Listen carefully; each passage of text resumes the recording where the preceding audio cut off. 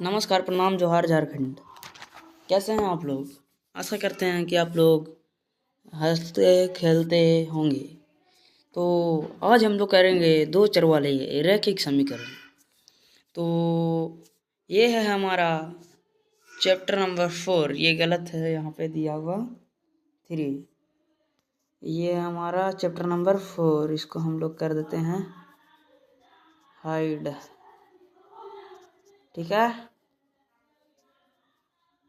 यहाँ ये हमारा चैप्टर नंबर 4। और इससे पहले हम लोगों ने पूरा चैप्टर को कंप्लीट करवा चुका है। 3 चैप्टर तक पूरा कंप्लीट करवा चुके हैं। ठीक है, तो आप लोगों ने अभी तक वो वीडियो नहीं देखा है तो जाकर देखिए। और चलिए हम लोग अब इसको भूमिका पढ़ते हैं आज और बढ़ते हैं अगले वीडियो में। चलिए तो स्टार्ट करते हैं हम लोग। भूमिका। अपने इस प्रकार के स्थिति को सामना अवश्य किया होगा जैसे नीचे दी गई है। अखिला अपने गांव के एक मेले में गई। वह एक चरखी की सवारी करनी चाहती थी और हुपला एक खेल जिसमें एक स्टॉल में रखी किसी वास्तविक एक वायल रिंग को फेंकते हैं और यदि वह वस्तु को पूर्ण रूप से घेर ले तो आपको वह वस्तु मिल जाती है। खेलना चाहती थी, मतलब ये जो खेल था इसको खेलना चाहती थी। कहाँ से था, यहाँ से कहाँ तक था खेल? यहाँ तक। छोड़िए, हटाइए इसको। यहाँ से देखिए, अरे यहाँ से लेके यहाँ तक था। ठीक है, खेलना चाहती थी। जितनी बार उसने हुपला खेला उससे आधी बार उसने चरखी की सवारी की। यदि प्रत्येक बार एक सवारी के लिए उसे 3 तथा हुपला खेलने के लिए 4 खर्च करना पड़े तो आप कैसे ज्ञात करेंगे कि उसने कितने बार चरखी को सवारी की और कितनी बार हुपला खेला, जबकि उसने अब इसके लिए कुछ 20 रुपये खर्च किए। हो सकता है कि आप इसे ज्ञात करने के लिए अलग अलग स्थितियाँ लेकर चले। यदि उसने एक बार सवारी की, क्या वह संभव है? क्या यह भी संभव है कि उसने 2 बार सवारी की, इत्यादि। अथवा आप कक्षा 9th के ज्ञान का उपयोग करते हुए इन स्थितियों को 2 चर वाले रैखिक समीकरणों द्वारा निरूपित कर सकते हैं। आइए इस प्रक्रिया को समझें। अखिल द्वारा सवारी करने की संख्या को x तथा उसके द्वारा हुपला खेल खेलने की संख्या को y से निरूपित कीजिए। अब दी हुई स्थिति को 2 समीकरणों द्वारा व्यक्त किया जा सकता है। तो हमारा इस प्रकार व्यक्त किया जा सकता है। तो देखिए, y बराबर 1/2x और फिर 3x + 4y बराबर 20। चलिए तो हम लोग अब यहाँ से आगे पढ़ते हैं। क्या हम इस समीकरण युग का हल ज्ञात कर सकते हैं? इन्हें ज्ञात करने की कई विधियां हैं जिनका हम इस अध्याय में अध्ययन करेंगे। इसलिए हमने कई स्थिति देखी है जिन्हें एक रैखिक समीकरण युग्म द्वारा प्रदर्शित किया जा सकता है। हमने उनके बीजगणितीय और ज्यामितीय निरूपण देखे। अगले कुछ अनुच्छेदों में हम चर्चा करेंगे कि कैसे इन निरूपणों को एक रैखिक समीकरण युग्म के हल ज्ञात करने में उपयोग किया जा सकता है। तो चलिए हम लोग अब 3.2 में पढ़ते हैं। रैखिक समीकरण युग्म का ग्राफीय विधि से हल। चलिए आइए। एक रैखिक समीकरण युग्म जिसका कोई हल नहीं होता रैखिक समीकरणों का असंगत युग्म कहलाता है। एक रैखिक समीकरण युग्म जिसका हल होता है रैखिक समीकरणों का संगत युग्म कहलाता है। एक असंगत कहलाता है और एक संगत कहलाता है। तुल्य रैखिक समीकरणों के एक युग्म के अपरिमित रूप से उनके हल होते हैं। इस युग्म को दो चरों के रैखिक समीकरणों का आश्रित डिपेंडेंट युग्म कहते हैं। ध्यान दीजिए कि रैखिक समीकरण का आश्रित युग्म सदैव संगत होता है।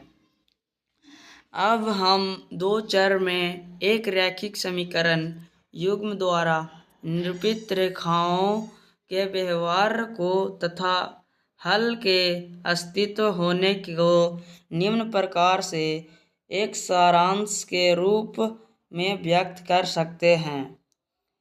फर्स्ट है हमारा, रेखीय एक बिंदु पर प्रतिच्छेद कर सकती है। इस स्थिति में समीकरण युग्म का अद्वितीय हल होता है अविरोधी समीकरण युग्म।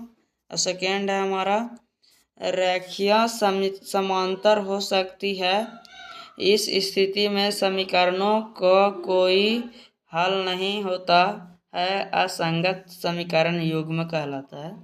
अब हमारा थर्ड, रेखाएं समपाती हो सकती है। इस स्थिति में समीकरणों के अपरिमित रूप से अनेक हल होते हैं आश्रित संगत समीकरण युग्म।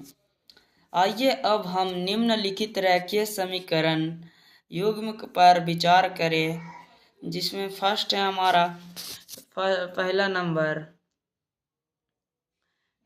x - 2y = 0 और 3x + 4y - 20 = 0 रेखीय प्रतिच्छेदी करती है। हमारा सेकेंड है, इसको सही नहीं पढ़ा है ना, ढक गया। 2x + 3y - 9 = 0 और 4x + 6y - 18 = 0 रेखीय समपाती है। हमारा थर्ड नंबर है x + 2y - 4 = 0 और 2x + 4y - 12 = 0 रेखीय समांतर है।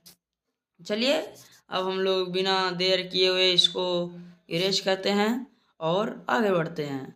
तो चलिए हम लोग इसको इरेज करते हैं। तो हमारे यहाँ से इरेज भी होता है कंप्लीट और हम लोग अब आगे पढ़ते हैं। अब आइए सभी यहाँ से ना है। अब आइए सभी तीनों उदाहरण में A1/A2, B1/B2 और C1/C2 के मान लिखिए और उनकी तुलना करें। यहाँ A1, B1, C1 और A2, B2, C2 व्यापक रूप में दिए गए समीकरणों के गुणांक को व्यक्त करते हैं। तो चलिए हम लोग बिना देर किए हुए हम लोग अब आते हैं सारणी 3.1 में। तो ये आप खुद से समझ सकते हैं। तो एक तरफ दिया हुआ है क्रमांक संख्या, एक तरफ दिया हुआ क्रमांक संख्या, एक तरफ रेखा युग्म। और देखिए A1/A2 भी दिया हुआ है, B1 B2 दिया हुआ है, C1 C2 दिया है, अनुपातों की तुलना दिया हुआ है ना, और दिया हुआ है ग्राफीय निरूपण, बीजगणितीय निरूपण। तो चलिए ये आप खुद से देख लेंगे इंटरफेस। तो चलिए अब हम लोग इसको कर लेते हैं इरेज और बढ़ते हैं आगे की ओर। तो चलिए इसको इरेज कर लेते हैं हम लोग। अब हम लोग आगे बढ़ते हैं सारणी 3.1 में सारणी 3.1 से आप देख सकते हैं कि A1x + B1y + C1 = 0 और A2x + B2y + C2 बराबर 0 से निरूपित रेखाएं। एक प्रतिच्छेद फर्स्ट है हमारा, प्रतिच्छेद करती है तो A1/A2 not equal to B1/B2 है। तो चलिए आगे बढ़ते हैं। समपाती है तो A1/A2 बराबर B1/B2 बराबर C1/C2 है। तो चलिए हम लोग यहाँ तक कर लिए हैं कंप्लीट। अब बिना देर किए हुए इसको भी कर लेते हैं हम लोग इरेज। तो चलिए अब हम लोग आते हैं इधर थर्ड पे। समांतर है तो A1/A2 बराबर B1/B2 not equal to C1/C2 है। वास्तव में इसका विलोम भी इस भी रेखा युग्म के लिए सत्य है। आप कुछ और उदाहरण लेकर इसकी जांच कर सकते हैं। चलिए अब इसको हम लोग इरेज कर लेते हैं। आइए अब इसको स्पष्ट करने के लिए कुछ उदाहरण लें। उदाहरण 1, ग्राफ द्वारा जांच कीजिए कि समीकरण युग्म इतना और इतना संगत है। यदि ऐसा है तो उन्हें ग्राफ द्वारा हल कीजिए। तो हम आप लोगों को इसका हल दिखा देते हैं भैया, और आप लोग खुद से कर लेंगे क्योंकि इस स्पेस पे हम ये सब नहीं करा सकते हैं। अब उदाहरण है, जो उदाहरण आप खुद से कर सकते हैं। तो उदाहरण हम लोग देख लेते हैं कहाँ तक है। तो चलिए यहाँ से हमारा प्रश्नावली आया था। तो प्रश्नावली हम लोग नेक्स्ट वीडियो में करेंगे। अभी के लिए बाय, मिलते हैं नेक्स्ट वीडियो में। और इस चैनल को फॉलो और सब्सक्राइब कर दीजिए। तब तक के लिए बाय, मिलते हैं नेक्स्ट वीडियो में। Thank you.